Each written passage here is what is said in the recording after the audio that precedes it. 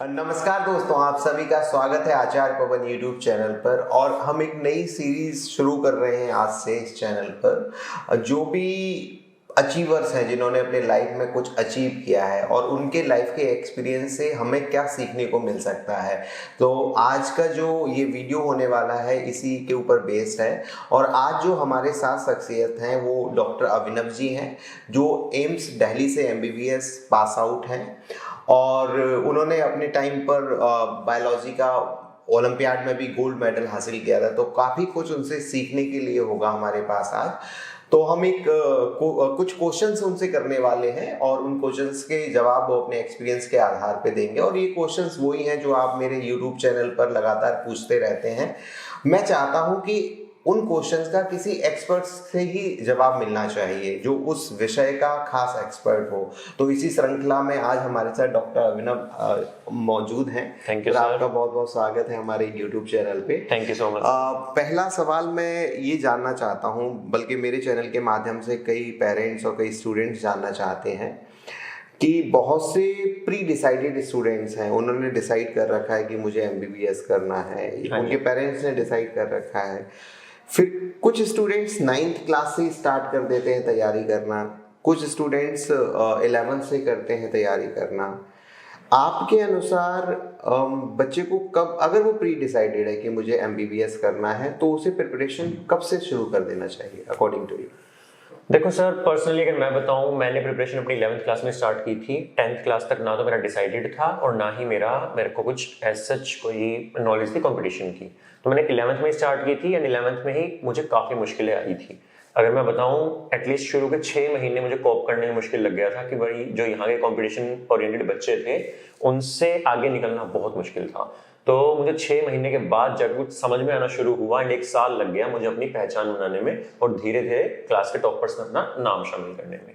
तो मेरी एक पर्सनल ओपिनियन होता है कि अगर आपका बच्चा 9th क्लास से ही स्टार्ट कर दे then that is a sweet spot. उससे पहले अगर स्टार्ट करवाते हैं बच्चे को हार्ड कोर मेडिकल की ट्रेनिंग, तो बच्चा यूजुअली जल्दी से ही सैचुरेट हो जाता है, और उसके बाद कराएं तो यूजुअली थोड़ा लेट हो जाता है। 9th class is the perfect time मेरे हिसाब से। 9th क्लास से अगर बच्चा 9th, क्योंकि काफी हद तक लिंक्ड है 11th से, 10th लिंक्ड है 12th से, तो बच्चा अगर 9th से स्टार्ट करता है मेडिकल के लिए स्पेशल तैयारी करना, वो काफी अच्छा है। हाँ, अगर काफी पेरेंट्स होते हैं कि उससे पहले ही डिसाइड कर चुके होते हैं, बच्चे भी डिसाइड कर चुके होते हैं, तो छोटे बच्चों के लिए मैं बोलूंगा कि आप उसको पढ़ने की आदत दिलवाइए, ना कि आप उसको मेडिकल ओरिएंटेड बताइए। मतलब बच्चा 6th 7th क्लास से ही सिटिंग देना सीख जाए, बच्चा बैठ के पढ़ना सीख जाए कि जब उसको एक्चुअल में बायो पढ़नी है या फिजिक्स पढ़नी है तब उसको दिक्कत ना हो एक साथ क्लास में एक डेढ़ घंटे बैठ के कॉन्सेप्ट समझने में।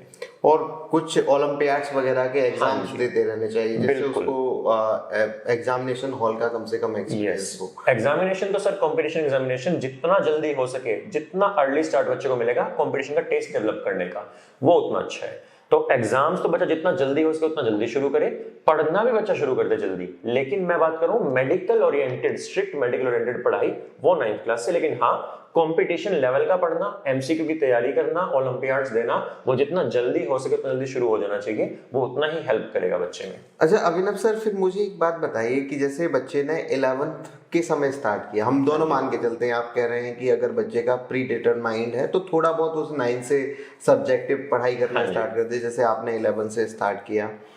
तो क्या ऐसा है कि जो बच्चा 11th से स्टार्ट करता है उसे 1 साल का ड्रॉप लेना पड़ेगा, मतलब वो 12th के साथ नहीं निकाल पाएगा? अगर बच्चा 9th से शुरू करेगा तो वो 12th के साथ निकाल सकता है और ड्रॉप लेने की जरूरत नहीं पड़ेगी? देखो sir, hard and fast rule ऐसा कुछ भी नहीं है कि बच्चा 11th में शुरू करेगा तो उसे ड्रॉप ही लेना पड़ेगा।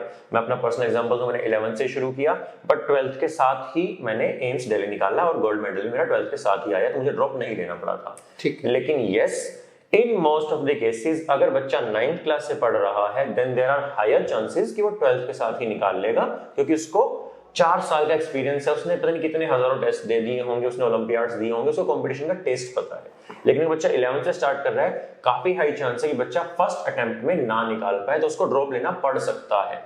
बट अगेन कोई हार्ड एंड फास्ट रूल नहीं है।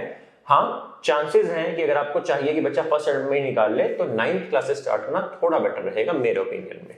ठीक है। अब जैसे आज हम ये वीडियो शूट कर रहे हैं, जनवरी का 2nd वीक है। अब लोगों का, जो भी स्टूडेंट्स हैं, उनका माइंडसेट लगभग नीट की प्रिपरेशन के लिए हो चुका है। तो अब लास्ट के कुछ महीने रह गए हैं, तो इस समय आप क्या सलाह देने चाहेंगे जो मतलब नीट एस्पिरेंट्स हैं, उनको क्या करना चाहिए? हाँ जी सर, आपने बिल्कुल सही बोला कि 7th मई को एग्जाम है और सेकंड वीक आज हो ही गया जनवरी का, तो हमारे पास सिर्फ और सिर्फ 4 महीने हैं। तो 4 मंथ्स के टाइम पीरियड में मैं बच्चों को बोलूंगा कि बच्चे अपनी एनसीईआरटी पे फोकस करें। एनसीईआरटी उन्होंने बायोलॉजी की, इनऑर्गेनिक केमिस्ट्री की और ऑर्गेनिक केमिस्ट्री की बिल्कुल अच्छे से पढ़नी है, कुछ भी बाहर से नहीं पढ़ना है। फिजिक्स के लिए एंड फिजिकल केमिस्ट्री के लिए बच्चों को क्वेश्चन प्रैक्टिस पे ज्यादा ध्यान देना है। इसके अलावा बच्चे प्रीवियस ईयर क्वेश्चन अगर अभी करना स्टार्ट कर देंगे, ज्यादा पुराने नहीं, 2013-14 के बाद के, जब से नीट शुरू हुआ है, अगर वो अभी उन पेपर्स को सॉल्व करेंगे, प्रीवियस ईयर क्वेश्चंस करेंगे, then there is a very good chance कि आप 4 महीने में भी काफी अच्छी रैंक ला सकते हैं। ठीक है, आपने बीच में 2 सब्जेक्ट का जिक्र किया, एक सब्जेक्ट का और एक सब्जेक्ट के पोर्शन का, फिजिक्स और फिजिकल केमिस्ट्री। हाँ जी, मुझे ऐसे बहुत से स्टूडेंट्स मिलते हैं जो नीट के प्रिपरेशन कर रहे होते हैं, उन्हें फिजिक्स थोड़ी सी तंग करती है, थोड़ी बहुत फिजिकल केमिस्ट्री तंग करती है। तो ऐसे स्टूडेंट्स के लिए क्या सलाह रहेगी? क्योंकि अगर उन्होंने ऐसा ही माइंडसेट रखा है, ऐसी तरह से प्रिपरेशन करते रहे परसेप्शन के साथ कि हम बायोलॉजी के स्टूडेंट हैं, हमारे लिए फिजिक्स टफ होती है क्योंकि फिजिक्स का बेस मैथमेटिक्स होता है, तो ऐसे बच्चों के लिए क्या सलाह रहेगी लास्ट में? अगर उन्हें फिजिक्स टफ लग रही हो तो वो कैसे उसे दूर करें? देखो सर, आपने बिल्कुल सही, आपने ना एक दुखती रग पे हाथ रखा है। मेडिकल के मैक्सिमम बच्चे फिजिक्स को देख के ही दूर भागते हैं, फिजिक्स से डरते हैं। इनफैक्ट कई बच्चे मेडिकल इसलिए लेते हैं कि उन्हें मैथ ना करना पड़े, उन्हें फिजिक्स ना करनी पड़े उस लेवल की। लेकिन एक बहुत बड़ी मिथ है, जब तक आपके फिजिक्स आपका स्ट्रॉन्ग एम नहीं है, आप मेडिकल एग्जाम में सैडली क्वालिफाई नहीं कर सकते हैं। कंपटीशन कट ऑफ इतना हाई हो गया है कि आपको 620 अबव मार्क्स चाहिए ही चाहिए नीट में, एंड उतने मार्क्स लाने के लिए आपको फिजिक्स में अच्छा स्कोर लाना ही पड़ेगा। फिजिक्स में दिक्कत होती क्यों है, हमें इसके बारे में थोड़ा जानना चाहिए। देखिए सर, बायो और केमिस्ट्री दोनों जो सब्जेक्ट्स हैं वो 2D में ही हम पढ़ते हैं कि 2 डायमेंशन में हो रहा है। केमिस्ट्री में आप स्ट्रक्चर बनाएंगे, 2D स्ट्रक्चर है। आप बायो में पढ़ेंगे कि this reaction gives this product, आपकी बॉडी ने एब्जॉर्ब कर लिया, बहुत ईजी है इमेजिन करना। हमारी बुक्स भी 2D में होती है। फिजिक्स अलग चीज है, फिजिक्स होती 3D में है, हम पढ़ते 2D में है। कि अगर अर्थ घूम रही है वो 3D में घूम रही है, लेकिन आप उसको अपनी नोटबुक में कैसे घुमाओगे? तो नोटबुक से समझ के पढ़ के फिजिक्स करना इज वेरी डिफिकल्ट। आपको फिजिक्स को इमेजिन करना पड़ेगा। ठीक है, जब तक आप फिजिक्स को इमेजिन नहीं करेंगे, आपके मन में इमेज नहीं बनेगी। क्वेश्चन आता है कि a person throws a rock at this angle at this degree, आपको वो पर्सन आपके माइंड में इमेज आनी चाहिए कि उसने एक रॉक लिया और उस डिग्री से फेंका है। जब तक वो इमेज नहीं बनेगी, आप इमेजिन नहीं करोगे, फिजिक्स सैडली आप नहीं कर सकते हो। तो बच्चे बहुत गलत करते हैं, बच्चे अपने मन में ये धारणा बना लेते हैं कि फिजिक्स हमसे हो ही नहीं सकती। एक बार आपने कुछ बोल दिया कि आपसे नहीं हो सकता, फिर आप जितना मर्जी ट्राई कर लो, आप वो कर ही नहीं पाओगे, क्योंकि आपका माइंड वही बिलीव कर लेगा। तो आपने कभी नहीं बोलना फिजिक्स मुझसे नहीं हो सकती, आपने ये बोलना है कि अब तक मुझसे फिजिक्स नहीं हुई क्योंकि मेरा पढ़ने का तरीका गलत था। अब तक मैं 2D में पढ़ना चाह रहा था, मैं अब से इमेजिनेशन करूंगा और फिजिक्स को भी मैं उतना ही अच्छे से करूंगा जितना मैं केमिस्ट्री और बायो को करता हूँ। फिर देखिए फिजिक्स कैसे नहीं होती है। मतलब रियलिस्टिक अप्रोच के साथ हमें उसको स्टडी करना पड़ेगा। कई बार ऐसा भी होता है अभिनव सर, मैं देखता हूँ और कुछ स्टूडेंट से मिलता हूँ कि जो उनके पसंद के सब्जेक्ट होते हैं वो उसको ज़्यादा समय देते हैं, तो वो उसके लिए ऑटोमेटिक इजी बन जाता है। हाँ जी, बिल्कुल। और हमारा ब्रेन भी जो टफ चीज़ें होती हैं उसको थोड़ा सा अवॉइड करता है। तो इस वजह से भी हो सकता है कि वो फिजिक्स को कम समय दे रहे हो, शायद वो बायोलॉजी और दूसरे सब्जेक्ट को ज़्यादा समय दे रहे हो, ऐसा भी हो। बिल्कुल सर, बिल्कुल सही बात बोल रहे हो आप। इनफैक्ट बच्चे, कई बार मुझसे बच्चे मिलने आते हैं कि सर इस टेस्ट के लिए हमने केमिस्ट्री और बायो की तैयारी की है और हमारे 500 के अराउंड मार्क्स आ जाएंगे। तो मैं सीधा पूछता हूँ कि भाई फिजिक्स क्यों नहीं की? सर फिजिक्स अच्छी नहीं लगती। मैंने कहा अच्छी नहीं लगती है या नहीं की जाती है तो तुम छोड़ रहे हो उसको, क्या इस अप्रोच से तुम नीट क्लियर कर लोगे? बिल्कुल नहीं। तो एक गलत चीज है, अगर बच्चा टाइम ही नहीं दे रहा है उसको क्योंकि उसको पसंद नहीं है या उसको अच्छी नहीं लगती है, तो एक गलत अप्रोच है। Physics deserves time, physics needs time. मैं एक ब्लैंकेट अप्रोच देता हूं कि आपका जो टोटल स्टडी टाइम है दिन का, उसका 50% should be allotted to physics. कुछ बच्चे उसका 5% भी नहीं देते होंगे, इसी वजह से उन्हें फिजिक्स आती नहीं है, बायोलॉजी को ज्यादा समय देते हैं। तो हमें इमोशंस पे नहीं जाना है कि हमें बायो ज्यादा पसंद है तो बायो को टाइम ज्यादा देंगे। बायो आपको कम टाइम मांगती है, फिजिक्स ज्यादा टाइम मांगती है। आप फिजिक्स को टाइम ही नहीं दोगे तो ऑब्वियसली वो आपको डिफिकल्ट लगेगी। ओके अभिनव सर, एक और क्वेश्चन है, वो थोड़ा सा लीक से हटके है। अब जैसे मेरे पास कई स्टूडेंट्स आते हैं जो कहते हैं कि मुझे एमबीबीएस करना है, तो मैं उनसे पूछता हूँ, अगर वो हरियाणा से हैं तो पूछता हूँ हरियाणा में कितने कॉलेजेस हैं, कितनी सीट्स हैं, और अगर वो दिल्ली से 12th कर लेते हैं तो कितना किटी बढ़ जाएगी उनका। तो आपको क्या लगता है कि जब अगर हम माइंड सेट कर चुके हैं कि हमें एमबीबीएस की तैयारी करनी है, हमें एमबीबीएस करना आगे चल के, तो क्या हमें सारी बातें पता होना चाहिए? कितनी सीट्स हैं, कितना कट ऑफ गया है, पिछले कुछ सालों से कितना गया है, और कुछ जो पास आउट हैं उनसे मिल लेना चाहिए, थोड़ा गाइडेंस ले लेना चाहिए? आपकी क्या राय है इसके ऊपर? बिल्कुल सर, जब तक आपको एग्जाम के कंपटीशन लेवल का ही पता नहीं होगा आप उस लेवल की तैयारी कर ही नहीं सकते हो जो आज एग्जाम मांगता है। एक छोटे से मैं आपको उससे बताता हूँ फैक्ट से। मैंने 2015 में एग्जाम दिया था। 2015 में मेरे साथ 6 लाख बच्चों ने नीट एग्जाम दिया था। 2021 और 22 में लगभग 18 से 19 लाख बच्चों ने एग्जाम दिया है। जो कंपटीशन है वो 7 साल में 3 गुना बढ़ गया है। अगर अब किसी बच्चे को यही पता नहीं होगा कि उसके कॉम्पिटिटर्स 3 गुना बढ़ चुके हैं as compare to recent 5 years, तो उसको पता ही नहीं होगा कि भाई इसको कितनी मेहनत करनी है, उसकी सीट्स के लिए कम्पीट करने वाले कितने लोग और आ चुके हैं, तो कट ऑफ कितनी हाई जा चुकी है। जब तक ये चीजें पता ही नहीं होगी, और ये पता कैसे होंगी? जब तक आप रिसेंट ईयर टॉपर से नहीं मिलोगे, जिन्होंने पास आउट किया आप उनसे बात नहीं करोगे, तब तक आपको पता ही नहीं है कि आप किस एग्जाम के लिए पढ़ रहे हैं, कितनी मेहनत की जरूरत है, कितने मार्क्स आपको लाने हैं, एंड किस कॉलेज में आपको जाना है। कॉलेज में भी आपकी लाइफ कैसे होने वाली है, पीजी कोटा क्या होता है, ये हर एक चीज आपको पता होनी चाहिए, क्योंकि आप फिर एक इन्फॉर्म्ड डिसीजन ले पाते हैं अपनी लाइफ को अपने हाथ में लेने का। मतलब यहाँ पर मैं एक और चीज समझू आपकी बात से कि कॉलेज भी पहले से डिसाइड होना चाहिए कि मुझे ये वाला कॉलेज ही रफ सा आइडिया डेफिनेटली सर होना चाहिए। जैसे मैं बताऊं, दिल्ली के colleges are far better than किसी और स्टेट के कॉलेज। तो आपके माइंड में एक टारगेट होना चाहिए ऊंचा कि मुझे जाना है तो दिल्ली के कॉलेज में जाना है। हो सके तो आप एम्स दिल्ली की टारगेट कीजिए। आप टारगेट जब ऊपर रखेंगे तभी जाके आप गुड इनफ रेंज में आएंगे। अगर आप टारगेट ही बना के चलते हैं मुझे कोई भी पेरिफेरल कॉलेज मिल जाए, कोई भी गवर्नमेंट कॉलेज मिल जाए, आपको वो भी नहीं मिलेगा।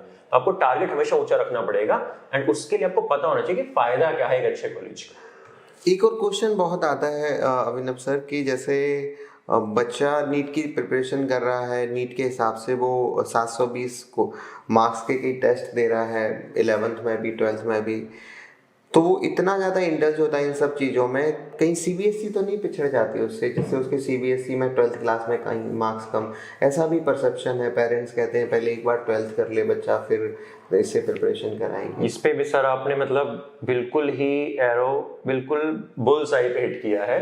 बहुत कॉमन परसेप्शन है, बहुत कॉमन मिथ है कि अगर आप नीट की प्रिपरेशन कर रहे हैं तो आपके बोर्ड्स सफर करेंगे।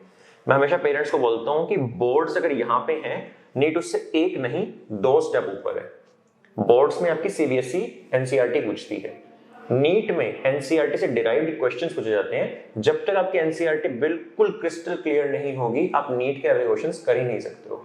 अगर आपने वहां की तैयारी की है तो जो एनसीईआरटी का बेसिक पूछ रहे हैं बोर्ड्स में आप बहुत इजीली कर सकते हैं।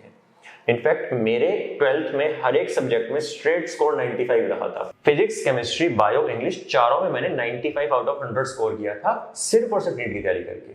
और एक और फैक्ट अगर आपको मैं बताऊं, मैक्सिमम जो नीट टॉपर्स होते हैं दे आर 12th के साथ निकालने वाले एंड नॉट ड्रॉपर्स। जब बच्चा 12th के साथ एग्जाम निकाल लेता है वो फ्री माइंड होकर खेलता है, वो अच्छे से अपना एग्जाम अच्छे से देता है और उसकी रैंक बहुत अच्छी आती है। ड्रॉप ईयर में प्रेशर बहुत ज्यादा होता है क्योंकि आप 1 साल में 2 साल का सिलेबस कर रहे हैं। तो ये पेरेंट्स का एक मिसकंसेप्शन है कि बच्चा 12th आराम से कर ले फिर ड्रॉप करके नीट निकाल लेगा। नहीं, आपका बच्चा 12th के साथ इतनी अच्छी रैंक निकाल सकता है नीट की, आई डोंट थिंक वो ड्रॉप ईयर में उतना अच्छा परफॉर्म कर पाएगा। थोड़ा प्रेशर भी रहता है, एक साल का डर लगता है, ऐसा कुछ।